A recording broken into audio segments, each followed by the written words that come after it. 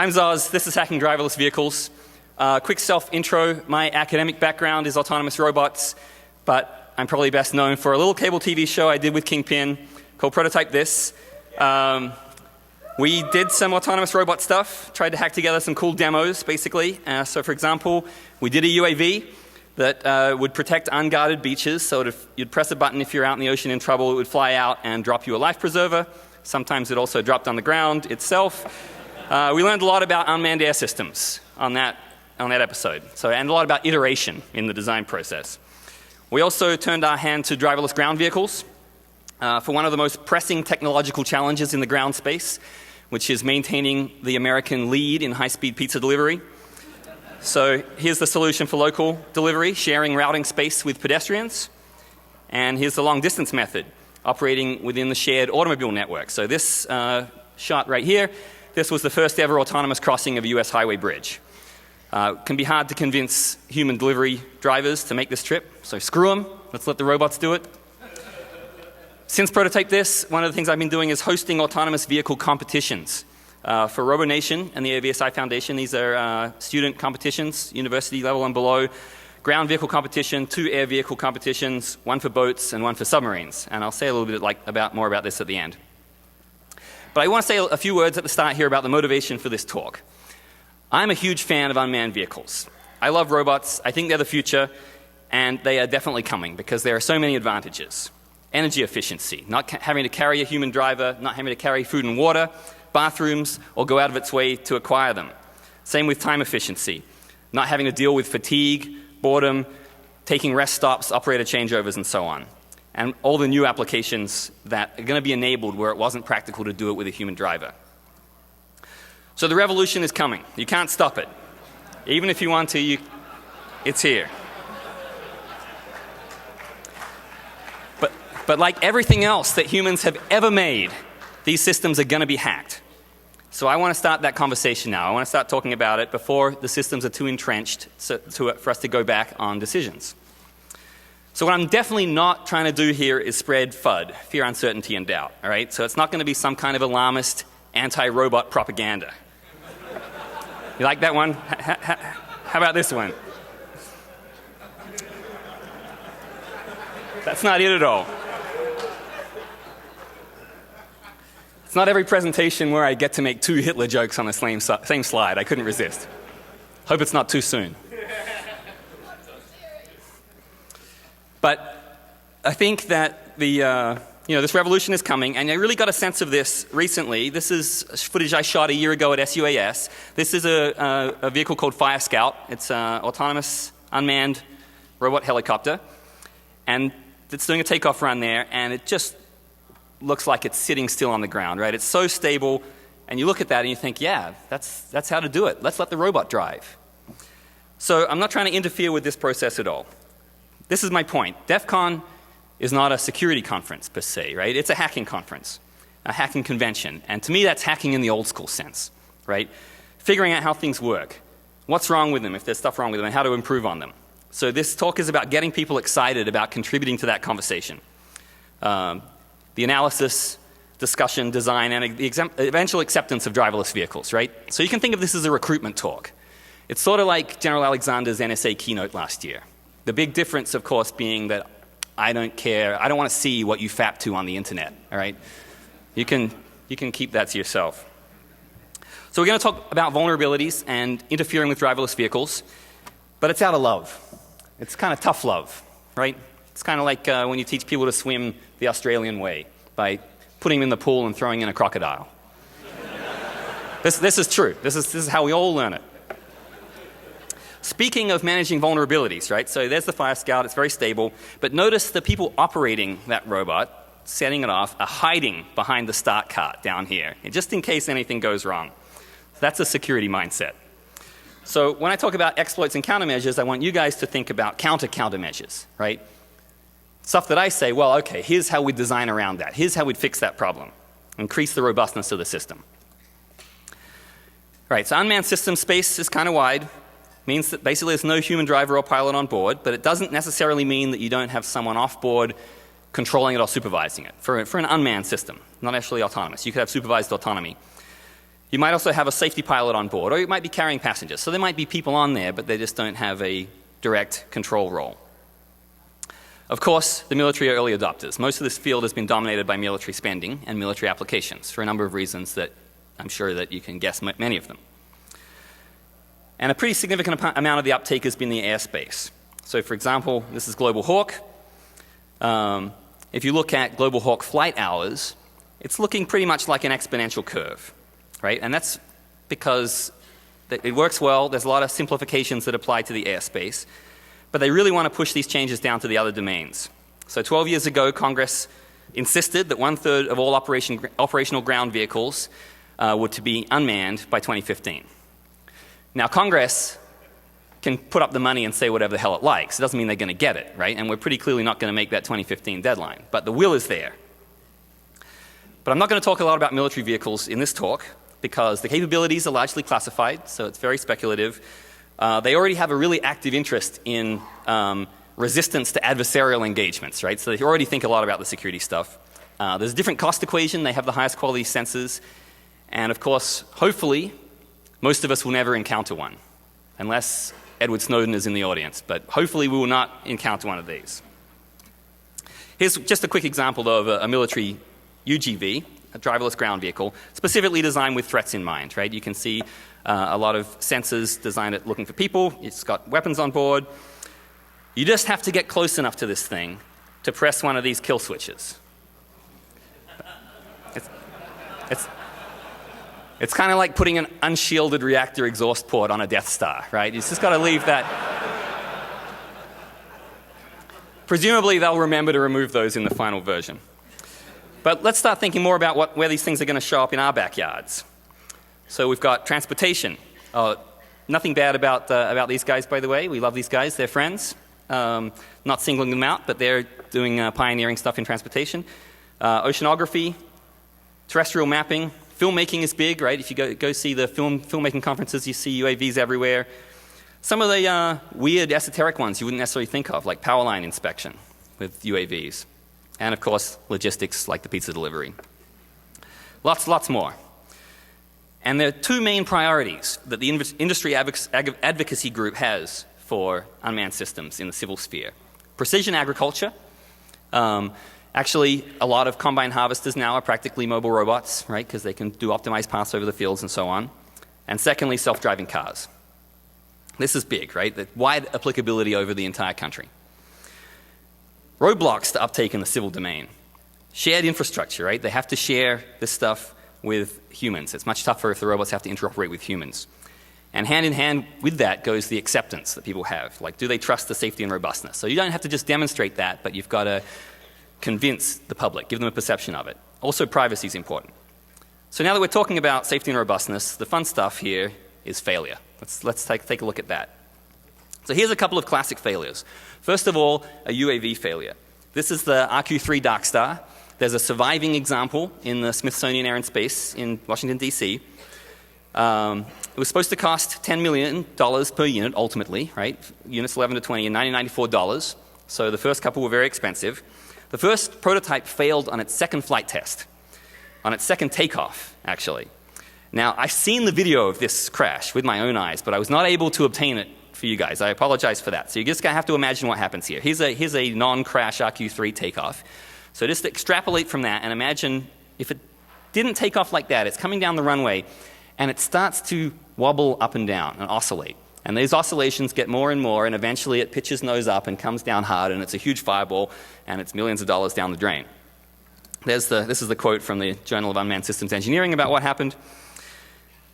Here's what, as it was explained to me by researchers involved, this is what happened.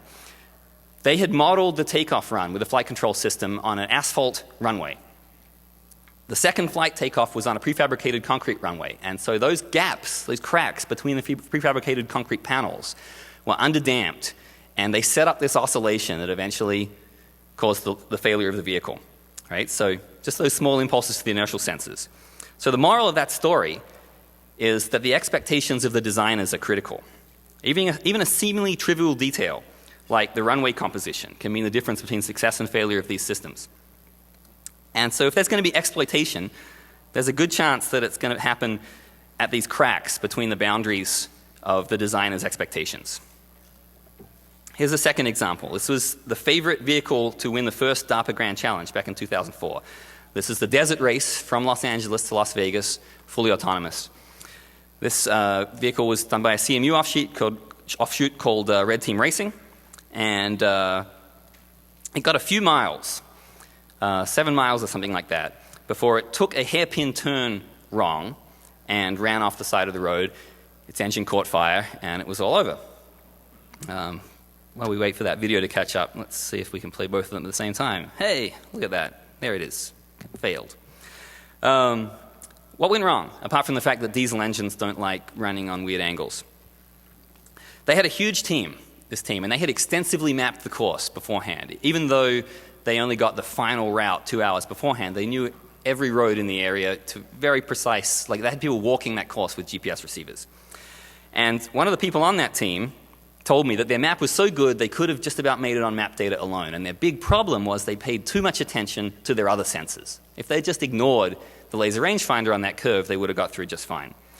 So the moral of the story there is the robot faces a constant battle of deciding what it knows best, what information is reliable and what isn't.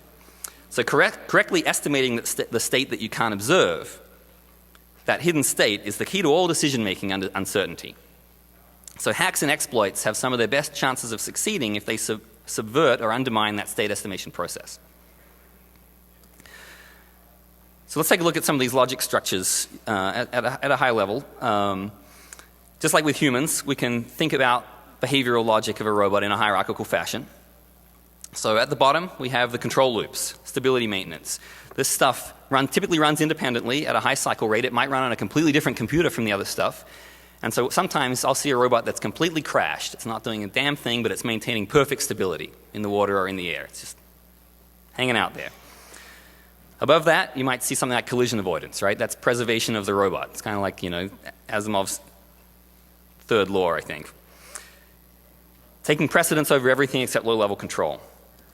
Then above that, navigation and localization, right? So that's part of the mission. It might even be all of the mission if it's just a navigation mission. And then above that, high-level mission task planners, reasoners, stuff like that. So what can we take away from that arrangement? Well, first of all, there's an implicit dependency, right? So if you attack at lower level in the hierarchy, you can defeat everything above it. If the robot can't maintain functionality there, then it definitely can't at the higher levels. So I like to think of it, for those people who have office jobs, no one thinks about filling out their TPS report while they're actually being kicked in the balls, right? You can go back to work and try that and see if it's true.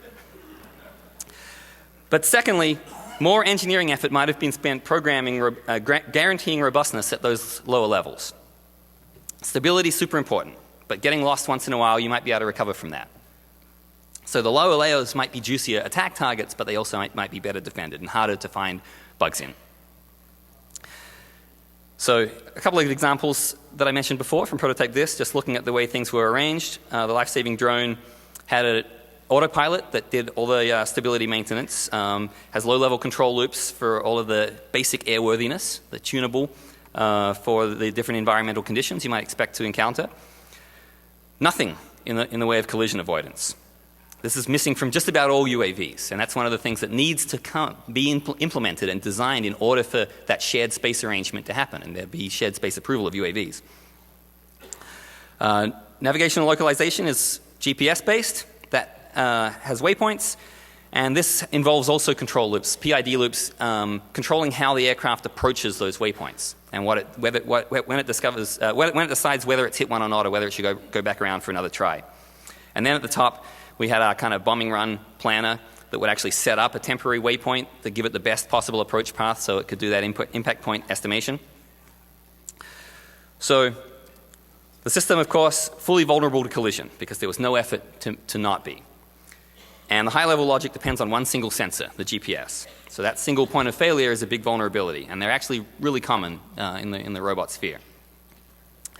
Local pizza delivery has to have all kinds of control loops for its stability maintenance because it's balancing on two wheels, and it's got to do weight shifting for when the pizza gets removed and the center of gravity changes. Lots and lots of collision avoidance. That's pretty much almost everything that the system does. The main strength is dealing with those dynamic obstacles that aren't on the map. At the high level, navigation by route planning from a map that's pre-generated using simultaneous localization and mapping. So that's where the discrimination between static and dynamic obstacles happens. And then the high-level task is, again, a simple one. It's just to dispense the correct pizza when the correct credit card gets given to it.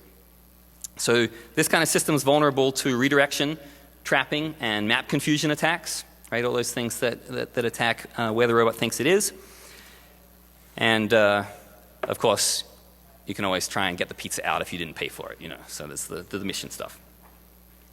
So now that we're thinking about that logic hierarchy, let's look more generally at the upper end of the hierarchy and what kind of logic's going on there.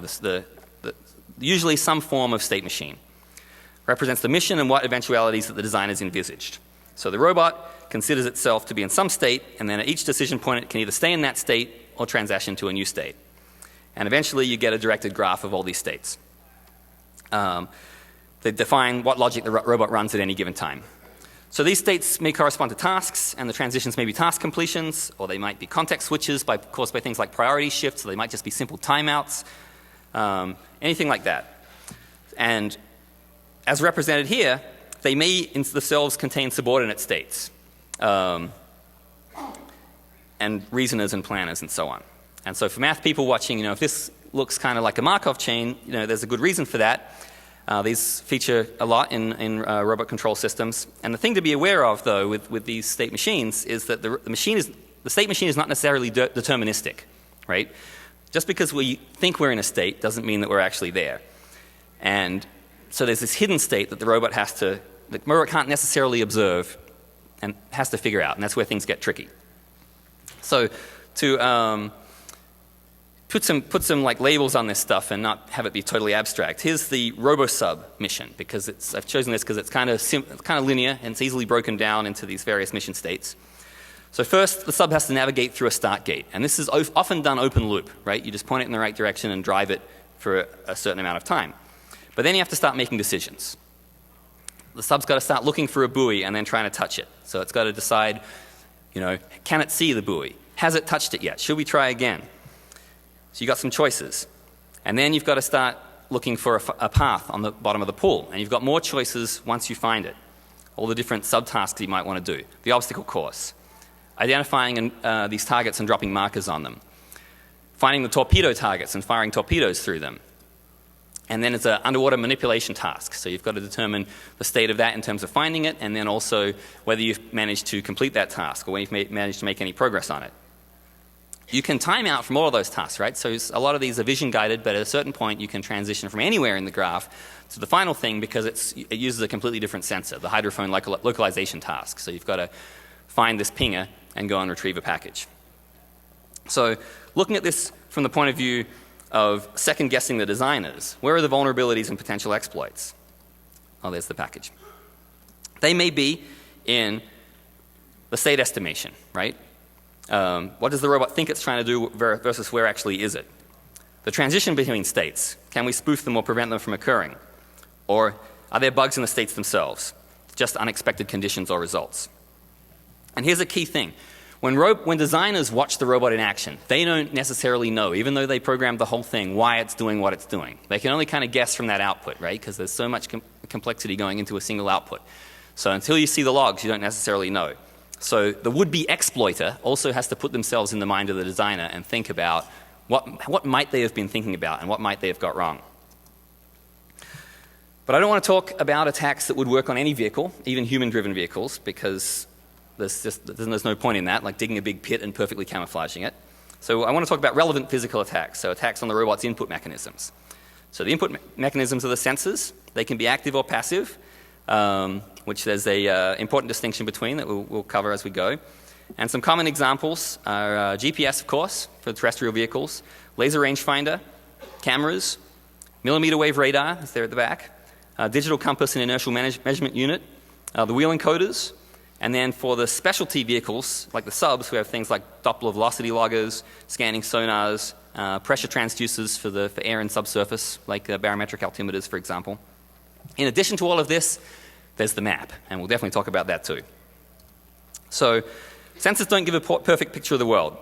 just a best guess, and you've got plenty of sources of uncertainty. We all know about noise, of course. It's a constant battle. Associated with noise is drift. Latency and update rate come into play. So when we were doing the life-saving drone, we had 1 hertz update rate on the GPS. So that meant, with an unknown timestamp on that. So that meant that the vehicle could be anywhere within like a 70-meter distance when we got that position estimation. So getting a position estimation that could be not valid anymore to the tune of up to 70 meters, that's hard to do a 5-meter precision bombing run. And you have to model these uncertainties under various assumptions. So you need to know what the underlying noise models of the sensors are. So a lot of people don't use GPS because they can't get from individual units what the noise model of the GPS is, so they can't develop a noise model that's super reliable. You might think that fusing sensors together might be more useful than a single sensor, and that's true in many cases. Fusing sensors and registering it together can be a lot more useful than taking the separate sensors. But what do you do when the sensors disagree? So which one do you trust and how much? So the robustness of the robot in the end may come down to how smart is it at discounting one single bad or spoofed sensor, even though it might have a whole suite of sensors on board. So let's look at sensor attacks. 2 basic kinds. Denial, basically, preventing the sensor from recovering any useful data. And then spoofing, causing the sensor to retrieve information that's specifically incorrect that the attacker wants it to retrieve. And then you've got a basic attack mode choice here.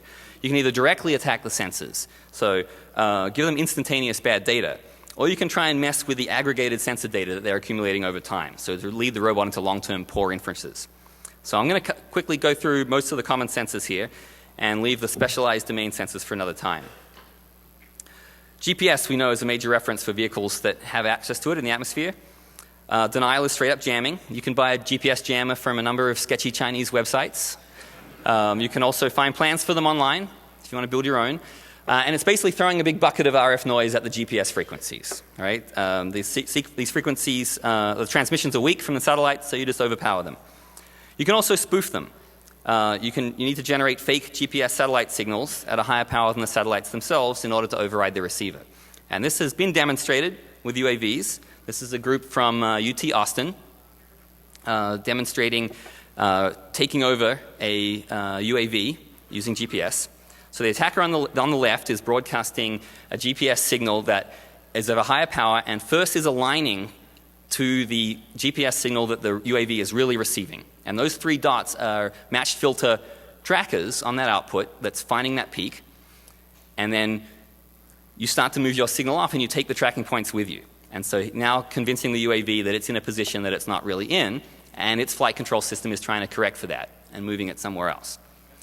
So here's some video of doing it to a real UAV. They're going to take control over it and convince it via GPS that it is moving upwards at a certain speed.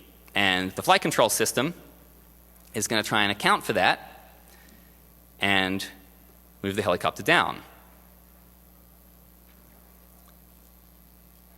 And you can see if the safety pilot doesn't take over here, you could drive it straight into the ground. This technique was claimed to be used by the Iranians when they brought down an RQ-7 surveillance UAV. There's a picture of it captured on display in Tehran. They said they spoofed it into the ground. This is widely believed to be a model because the original crashed. But it seems unlikely to me because the military systems use encrypted GPS and the military don't rely on GPS for UAVs because there are jamming and less likely spoofing for military GPS. But we do know that for civilian systems, it's easily jammed due to that weak amplitude of the real signals, easily spoofed, I mean. So in the civilian realm, the GPS is used as a primary sensor, unlike the military. You'll take the GPS and maybe resolve the last couple of meters with your laser rangefinders. So it's important to point out here that those sensors all have filters on them, right? So that the GPS will drag the vehicle slowly from incorrect trajectory rather than just snapping it off its path. So here's some Grand Challenge footage from 2005. Again, without access to the logs, it's hard to know exactly what's happening here, but it looks like, because there's nothing on the road, it looks like we're seeing some GPS drift off the road that's then being corrected by the laser rangefinders. So that's typical of what you might see if something's relying on GPS. Here's another DARPA Grand Challenge example. Looks like a GPS-guided run that's drifting off the road here. Who knew that a van could drive over a Jersey barrier? Something maybe for the next DEFCON cannonball run to keep in mind. Okay, next up, laser rangefinder, or LiDAR. Right? It's basically a scanning laser rangefinder. Originally a sensor for industrial automation, but then the robot guys got hold of them and were like, oh, this is awesome, right? So we're going to start using these outside. So mechanically scanned via a rotating mirror, and they essentially measure time of flight, right? So it's an active sensor. It depends on the return signal coming back.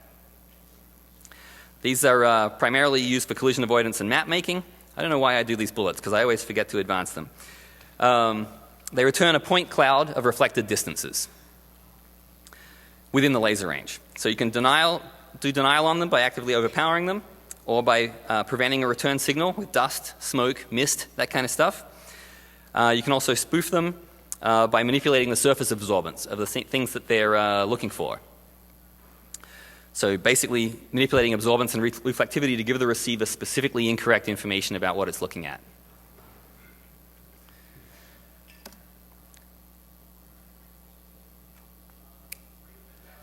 LiDAR are often a 2D sensor, so it's highly orientation dependent depending on how it's mounted, right? So it's often mounted in a push broom configuration, looking down at the ground in front. What that means is you're looking for obstacles really nicely, but if the ground slopes up, it can just look like a brick wall. So you can see here that some output, this is from pizza delivery. On the left is the LiDAR output as the robot comes along, and you can see that basically, you get these ranges stopping when you see an obstacle. And if you look over there to the, as it sort of turns off to the right where the street slopes up, you can see that range just drop away to nothing. It kind of looks obstacle-like. In addition to that, if it's shooting down over the top of a low obstacle, or particularly a discontinuity like a curb, then it can miss it entirely, right? So it can fall in a ditch if the ditch is orientated right. Active emission sensor, so it only returns that active signal back to the receiver. So no return means that it assumes that nothing is there. Think about that. Over the horizon, and out of range returns no signal. So most of the world returns no data. So what that means is that things that absorb in the laser frequencies look exactly like nothing. And things that are transparent in the laser frequencies also look like nothing. So if you were to paint an absorbent tunnel on a wall, right, it's just like Wile E. Coyote. The robot would not see that. Similarly, if you were to make obstacles out of glass, it sees right through them. Now, of course, glass is transparent but also reflective. So there's a limit to this. It might miss a bottle, but it's probably going to see a carboy.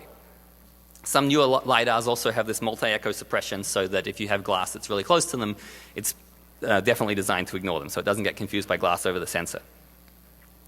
It's all about what gets returned to the sensor. So reflective things confuse it. For example, a puddle on the road. It's very reflective. And they can make faraway things like obstacles look near if the angles match up. Right? So this is something that the robot actually has to deal with. Or if there's nothing to be reflected, the signal goes out into space, and that lack of return at the puddle makes it look like a big hole in the road. Not just water and puddles. Even fresh asphalt can not give a return and look like a big hole in the road. One of the DARPA Grand Challenge vehicles, I won't say which one, ran into a brand new black SUV, just plowed into it because it was so shiny and reflective and recently washed that it looked like nothing. So even a new car can be a problem. That's what the millimeter wave radar is for. So you can definitely use reflective surfaces to make things look like a ditch that the vehicle won't consider safe to drive over and will have to take a different route. People out there, the bad guys out there, have good reason to try and use these kinds of techniques. This is just something for fun. I found this in my travels on the internet. These are documents that were from Al-Qaeda in the Arabian Peninsula that were captured with an Al-Qaeda offshoot in Timbuktu in Mali. And you'll have to trust me what it says unless you read Arabic. But this is item 2. It's referring to a Russian-made Rakal GPS jammer. This is a document on how to avoid UAVs and drone strikes. And then item 3 advises them to place reflective plates on their vehicles to reflect off the laser designator, just to make the missile have to miss slightly, right? That could be the difference between life or death. Of course, for this to work, you'd need a material that was reflective at the laser wavelength. So who knows whether these guys can make it work or not, but it's on the list of techniques. Laser reflectance is also a feature. The road mostly gives a decent return unless it's that fresh asphalt. But the white lines are quite reflective. So they look like gaps in the road. So they actually use this to do road line detection. So a fun consequence of this is that you could make fake road markings in a way that's invisible to the human, like black on black, but the robot is going to see them perfectly. So you could paint some black on black swervy lines, for example. The human does not know why the robot is swerving all over the road. Or you could even, try to be a little more kind about this and leave the lines as they are, but do your black on black as hidden messages for the humans back at base when they go and look at the map. Cameras are used as well, but not as much as you might think, because vision is really hard. Specialized object detection sometimes stereo is used to get a depth map, but it's noisy. Often what people will do is colorize the LiDAR data with the cameras, right? So you're registering your laser rangefinder data to this color information from your camera. Why isn't this video going? Come on. All right, here we go. So this is DARPA Grand Challenge stuff from 2005. This is Stanley. The way that Stanley drove so fast is that it used its lasers to get an idea of what was road and what wasn't road.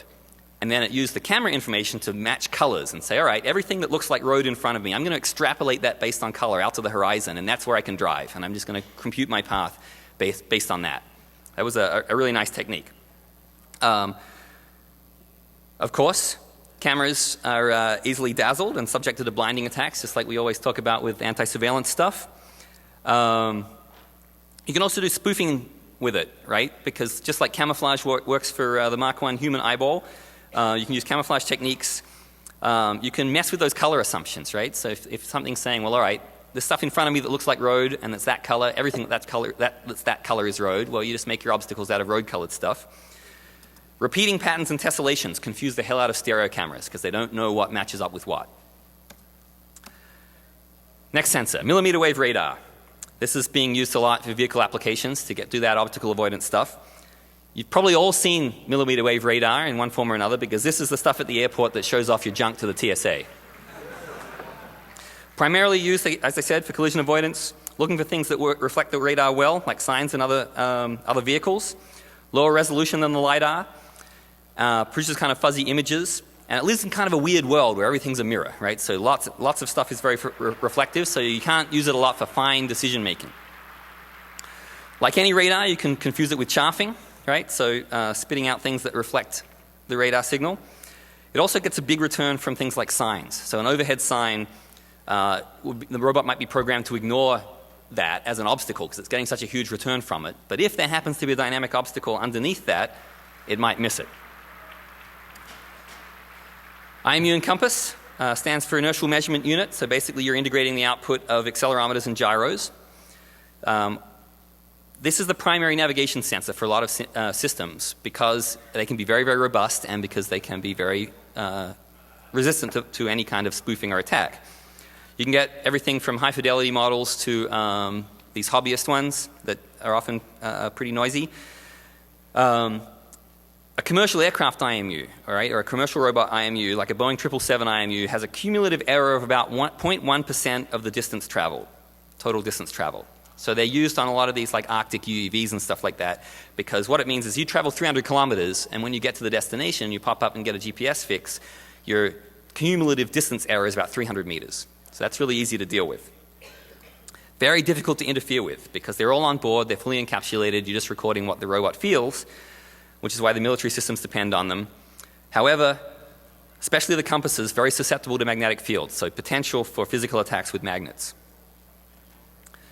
Another part of doing this dead reckoning for ground vehicles is wheel odometry. So basically, encoders on the wheels and giving you rotation information that you can integrate up. They're actually a really key component because they give you good speed information relative to the ground and they let you know when you're stopped for sure. Right? It's like one of the only sensors that can let you know for sure that you're stopped, which you might not necessarily be able to do, especially if you're in a tunnel, right? And you can't use the GPS. So they're so important that actually what happened when we did our pizza delivery, we had to get interrupted at the end because it took this turn tight and it scraped off the wheel encoder. And that was bad enough coming off the bridge that we had to rescue the vehicle at this point. There it is hanging off the side. Very sad. So there are some things you could look at to increase the wheel odometry uncertainty.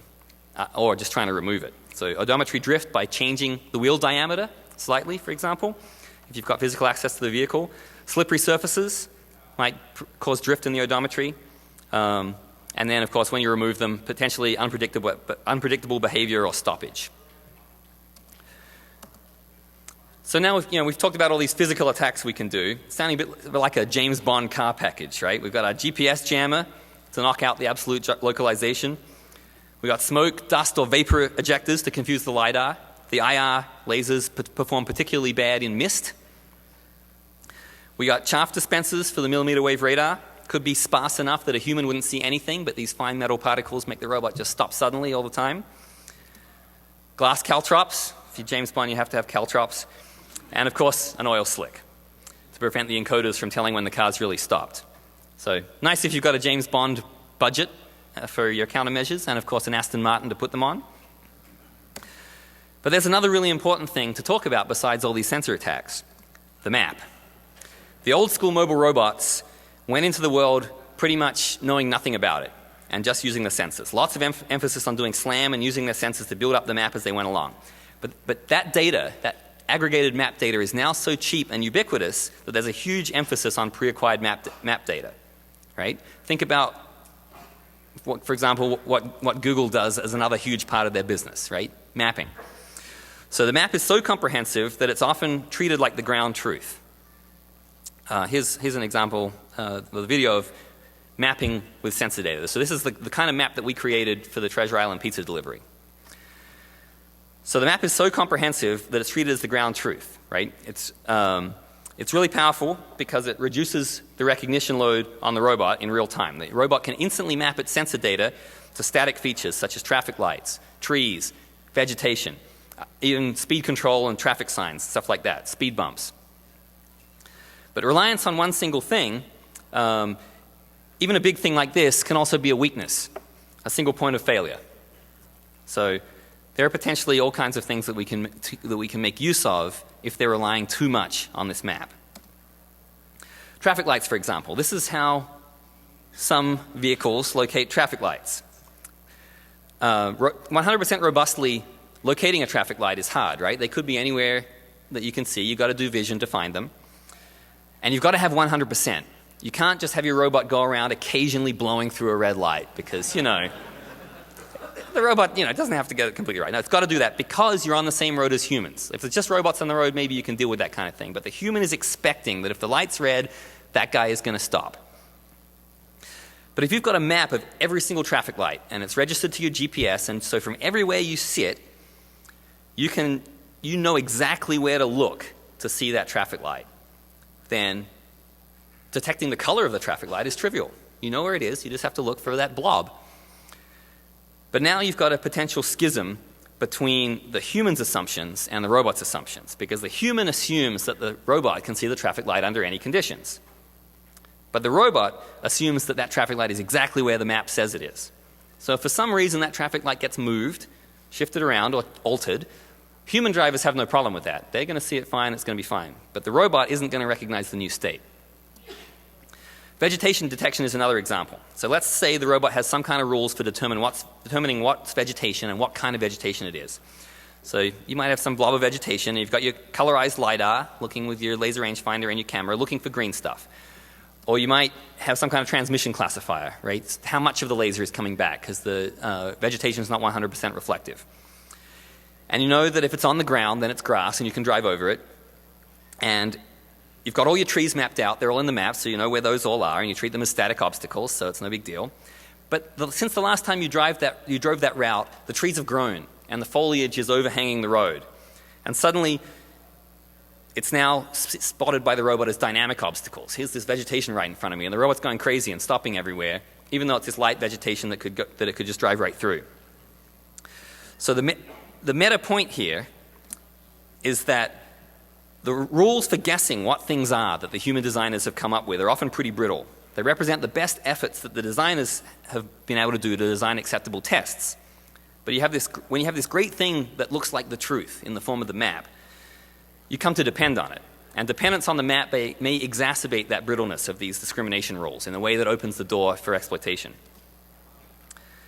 One more thing about the map is you've got to have constant updates. This video is an example in simulation of what robot vehicles could do at an intersection if they have completely reliable real-time local information, right? There's no need to stop. They just fucking go through the intersection. Totally terrifying, right? So you could do that if you have that map update. But if you have a local map, then you can't do that kind of stuff, and you're vulnerable to these unexpected real-world features, things that pop up in the real world that aren't on the map.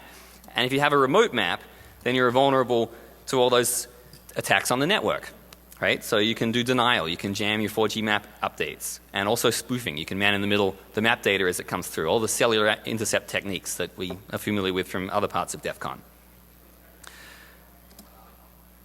So looking at some of the general vulnerabilities here, let's talk about the overarching logic structures again and how we might craft an exploit. So we want to maximize the uncertainty facing the vehicle in order to cause mission failure. So some of the maneuvers that a vehicle needs to do when it can only do onboard sensing are more uncertain and therefore more fragile than others, simply because of the geometry. So one example is a right turn on red. You've got oncoming traffic coming from the left, and the view could be blocked by other vehicles. So the same problem that a human driver has. So the robot is going to necessarily be more cautious here, and this provides an opportunity to trick it. So we might want to force the robot to require manual assistance, right, to be unable to continue without supervision. Or we might want to confuse or annoy the occupants so they abandon robot vehicle transportation. Even regularly dropping the vehicle back into manual mode might do that. Inconveniencing the other road users, right? So if the robot stops and blocks traffic, you've got robot road rage.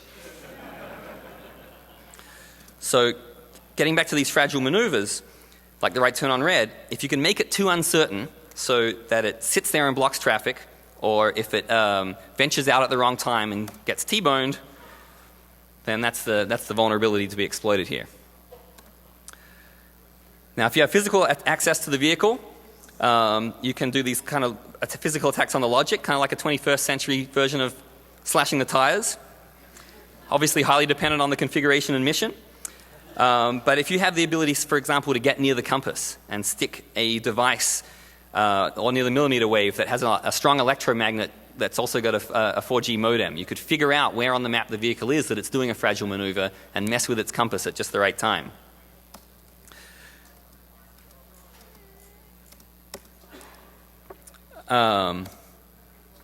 An obvious style of attack is redirecting the robot somewhere away from somewhere it's supposed to go, or even trapping it in a spot that it can't get out of. So an attack on the collision avoidance and navigation layers.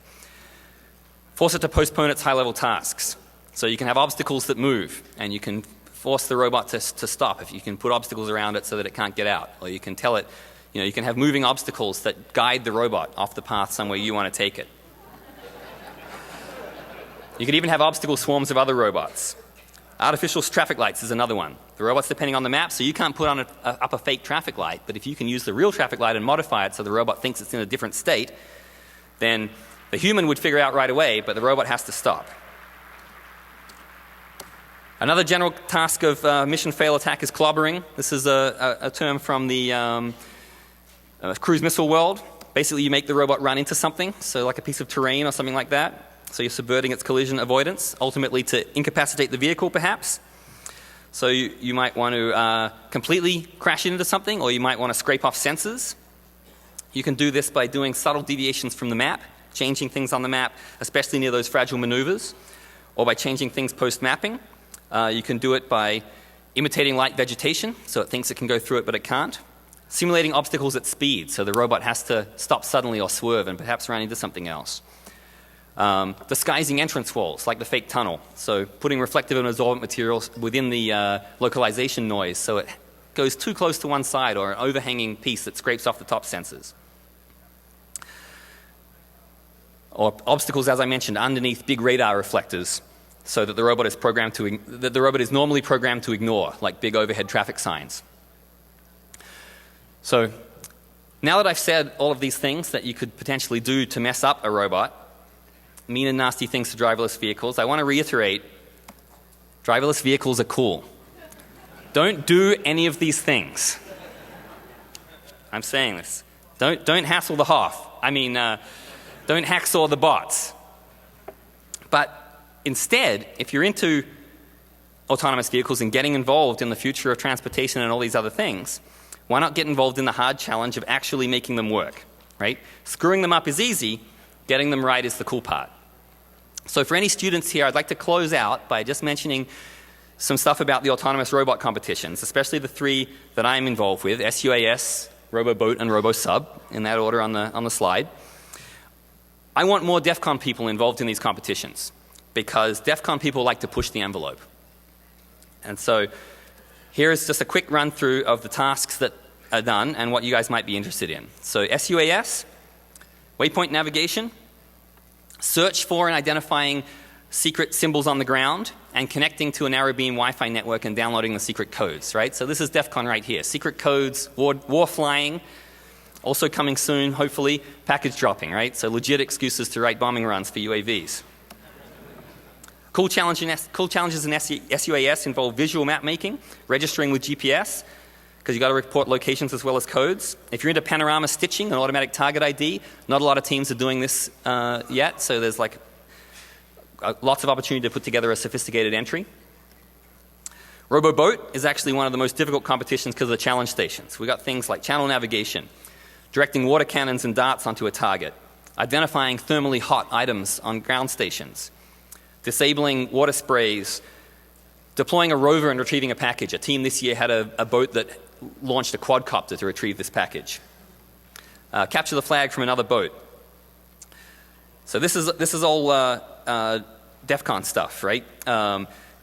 Camera and LiDAR sensor integration. This year a team had a LiDAR. They couldn't afford a LiDAR off the shelf, so they hacked one out of a robotic vacuum cleaner and reverse engineered it. That's what we need more of. Discrimination between vegetation and water, and detecting when the robot is stuck up on things, right? People just haven't been good at that, but that's where we need people with a security mindset to think about it. RoboSub, in many ways the big one, because underwater is the poster child for autonomy, just because you don't have the communications bandwidth to remote control it even if you wanted to. So we've got 3D navigation, target recognition underwater, shooting torpedoes and dropping markers, manipulating objects, and package recovery with a sonar pinger, all without GPS. I'm just flying through this because I know I'm slightly running over time. One big thing, again, I think like we need the hacker mindset here for is like all these things that people don't think of before they go under the water, like thermal management. But the thing that I most want people to be involved in with this is because I think that the rules need to be hacked, right? They're there to have loopholes found in them.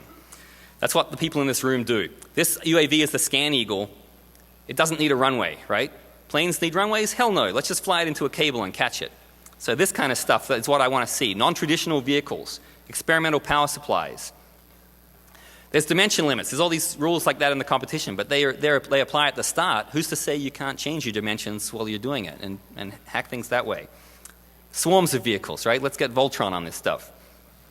So I think that this is the ultimate hacker sport, right? It's technologically awesome, it's bloody hard, and there are loopholes to be exploited. So I hope that people here in the audience who are students and have eligibility to be in this will check them out. There's going to be a big daddy roboboat next year in Singapore called Robot X. They'll give you a $50,000 boat and $25,000 for sensors if your team is selected to compete in it. All right. That's it. At the start of this talk, just before the goons drag me off, I want one more propaganda poster because I had these hacked anti-robot propaganda posters at the start that went when I was delivering my disclaimer about I didn't want to spread fear, uncertainty, and doubt about the robot revolution. So here's a motivational propaganda poster about how one day we might live the ultimate Austin Powers style dream, letting the robot take care of the driving while we get down to business in the back seat. I hope you'll get involved in making that come true. Thank you.